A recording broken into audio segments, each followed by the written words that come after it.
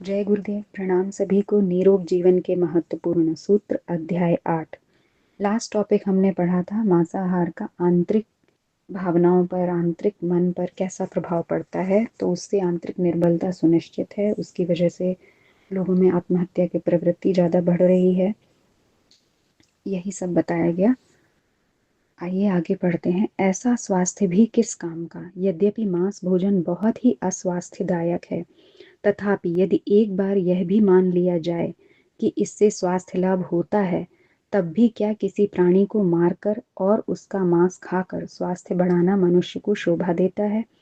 मान लीजिए यदि कोई डॉक्टर किसी को यह बतला दे कि मनुष्य का मांस सबसे अधिक स्वास्थ्यदायक होता है, तो क्या वह उसके लिए मनुष्य का मांस खाने लगेगा। इसी प्रकार यदि कोई किसी से यह कह दे कि यदि वह अपने बच्चों का रक्त अपने शरीर में ले ले तो स्वस्थ रहेगा, तो क्या वह स्वास्थ्य के लोभ में वैसा करने को तैयार हो जाएगा। नहीं, वह ऐसा कदापि नहीं कर सकता। कारण एक तो वह कानून और अन्य सामाजिक अथवा वैयक्तिक भय से मनुष्य को मारकर उसका मांस प्राप्त नहीं कर सकता। दूसरे, ममता मोह के कारण अपने बच्चों का खून भी नहीं ले सकता। वह भले ही अस्वस्थ रहकर मर क्यों न जाए, किंतु ऐसा न कर सकेगा। बात यह है कि बेचारे पशुओं का ना तो कोई रक्षक है और ना कोई उनकी सुनने वाला है। इसलिए मांसभोजी अपनी पाश्विक स्वाद वृत्ति को संतुष्ट करने के लिए उनकी हत्या किया करते हैं और अपनी बुराई को छिपाने के लिए स्वास्थ्य आदि का बहाना जोड़ लेते हैं। वैसे न तो मांस में स्वास्थ्य के गुण हैं और न उसमें कोई स्वाद ही होता है। मांस यदि मनुष्य की प्रकृति सम्मत स्वाभाविक भोजन होता तो निश्चित ही उसके शरीर की रचना उसी के अनुसार होती और मांस छोड़कर उसकी अभिरुचि अन्नों तथा वनस्पतियों के प्रति न होती। आज से हजारों वर्ष पूर्व शेर, चीते, भेड़िए आदि जिस प्रकार मांस खाया करते थे, उसी प्रकार आज भी खा रहे हैं। मांस भोजन उनका प्राकृतिक भोजन है। इसके बिना वे जीवित नहीं रह सकते। शेर को यदि मांस से हटाकर अन्न तथा वनस्पति पर रखा जाए तो वह 2 दिन भी जीवित नहीं रह सकता। स्वाभाविक भोजन की यही 2 सबसे बड़ी पहचानें हैं कि जिसके लिए जो भोजन प्रकृति सम्मत है, उसके अनुसार प्राणी के शरीर की रचना होती है और उसी भोजन के अतिरिक्त ना तो वह किसी अन्य प्रकार के भोजन को खा सकता है, ना उसकी उसमें रुचि होगी और ना वह उसके बिना जीवित रह सकता है। मनुष्य में इन दोनों में से एक बात भी नहीं है। ना तो उसके शरीर की रचना मांस भोजन के अनुरूप है और ना मांस पर उसका जीवन निर्भर है। मांस भोजी पशुओं के लक्षणों में कतिपय लक्षण इस प्रकार हैं, जैसे उनके दांत बड़े बड़े कीलों की तरह बड़े, दृढ़, बिरबिरे, ठोस और पैने होते हैं। इससे उनको यह सुविधा रहती है कि वे अपना शिकार को आसानी से चीर फाड़ कर खा सकते हैं। उनके दांतों में मांस के रेशे नहीं लगते। उनके पंजों में बड़े बड़े दृढ़ नाखून होते हैं, जिससे वे अपने शिकार को आसानी से घायल कर सकते हैं और उससे शरीर का आवरण विदीर्ण कर सकते हैं। मांस भोजी पशु जीभ से पानी पीते हैं और मैथुन क्रिया में परस्पर बंध जाते हैं। उनकी भोजन नली मनुष्यों की अपेक्षा छोटी होती है, जिससे मांस उसमें देर तक रुकने नहीं पाता। मनुष्य में ऐसा एक भी लक्षण नहीं होता।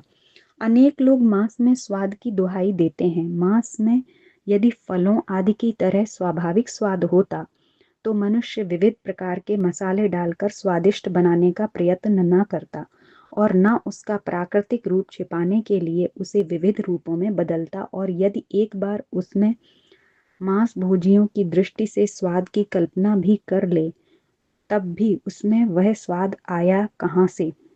मनुष्य एकमात्र उन्हीं पशुओं का मांस खाता है जो विशुद्ध शाकाहारी अथवा तृणजीवी होते हैं। उक्त पशुओं के मांस में जो स्वाद माना जाता है, वह उन्हीं वनस्पतियों का गुण होता है जिन्हें खाकर वे जीते हैं। मांसजीवी पशुओं का मांस कोई भी मनुष्य नहीं खाता और यदि वह भूल से ऐसा कर ले तो या तो मर जाए अथवा ऐसे घातक रोगों का शिकार हो जाए जिनसे उद्धार होना असंभव नहीं तो कम से कम दुस्साध्य तो होता ही है। इसका कारण स्पष्ट है कि मांस खाने से मांसभोजी जानवरों का मांस विषैला हो जाता है। इस प्रकार जो मनुष्य मांस का उपयोग करते हैं उनके शरीर में भी विषैले तत्व पैदा हो जाते हैं। संसार में मांस प्रिय तथा उसके खाने का समर्थन करने वालों को बूचड़ खाने में ले जाकर वहां का हृदय द्रावक रोमांचकारी भयंकर एवं विभत्स दृश्य दिखलाया जाए और उनसे कहा जाए कि देख लो मनुष्य, तुम्हारे मांस भोजी होने के कारण तुम्हारी नारकीय रुचि इच्छा और क्षुधा की संतुष्टि के लिए यह क्या होता है, क्या बिगाड़ा है इन बेचारे बेजुबान पशुओं ने, जिन्हें हजारों की तादाद में खंते पर काटा जाता है। यह इसलिए तो कि यह बेचारे तुमसे कमजोर हैं, विवश हैं। याद रखो, यदि मांस भोजन की प्रथा संसार से न उठी और इसी प्रकार बढ़ती रही तो एक वह दिन भी आ सकता है कि पशुओं की कमी अथवा अभाव में तुमसे सबल मनुष्य तुमको भी इसी प्रकार काट कर खा जाएं। और वास्तव में कोई ठीक नहीं कि विविध पशुओं के मांस के प्रति आज जिस प्रकार मनुष्य भेड़ बकरी गाय भैंस सुअर से बढ़ता बढ़ता मछली झींगा झींगुर मुर्गा कबूतर और अनेक दूरस्थ विदेशों में जो चूहा सांप छिपकली मेढक तक आ गया है, शीघ्र ही वह मनुष्य तक आ जाए और तब मांस की तलब बढ़ने अन्न का अभाव होने कोई आड़ा वक्त आ जाने पर मनुष्य अपनी गोद में बच्चों को भी मारकर खाने लगे। जिस प्रकार काम की पाश्विक वृत्ति बढ़ती बढ़ती मर्यादा का उल्लंघन करके बहन भतीजी का नाता तक लांघ जाती है, उसी प्रकार मांस भोजन की निष्ठुर पैशाचिक वृत्ति बढ़कर बच्चों पर आ पहुंचे। यदि मनुष्य ने मांस भोजन की बढ़ती हुई लत को नहीं रोका तो उसकी निष्ठुरता इस सीमा तक भी बढ़ सकती है। मांस भोजन से बेचारा विवेक तो यूं ही निर्बल होकर नष्ट हो जाएगा और तब मनुष्य को शिशु भोजन से कोई रोकने वाला भी नहीं रह जाएगा। इस प्रकार जब मांस भोजी अपनी पराकाष्ठा पर बहुतायत से पहुंच जाएंगे तो बेचारा कानून भी मजबूर होकर अपने बच्चों को मारकर खा जाने को अपराध परिधि से निकाल देगा।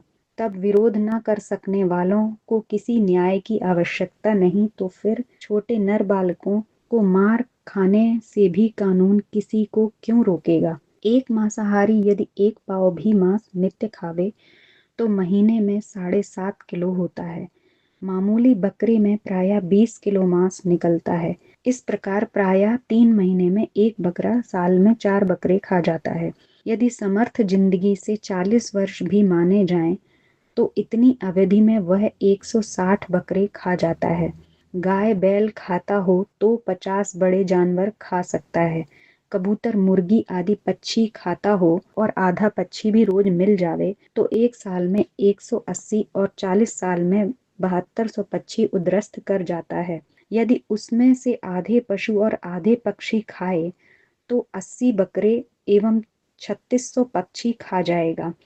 अपने एक जीव की जिह्वा का मनोरंजन करने के लिए पेट में उतने निरीह जीवों का कब्रिस्तान बनाना कोई निर्दयी ही स्वीकार कर सकता है। तो आज के टॉपिक में हमें बताया कि ऐसा भी स्वास्थ्य किस काम का जिसमें इतने सारे निरीह प्राणियों की हत्या हो जाए जो निर्बल हैं। और अगर ऐसा ही होने लगेगा तो वो दिन भी दूर नहीं कि फिर इंसान अपने बच्चों को भी खाने लगे मार करके, उस हद तक भी पहुंच जाए। तो इसलिए किसी भी प्रकार इसका समर्थन नहीं किया जा सकता है। आज के लिए इतना ही। जय गुरुदेव, प्रणाम सभी।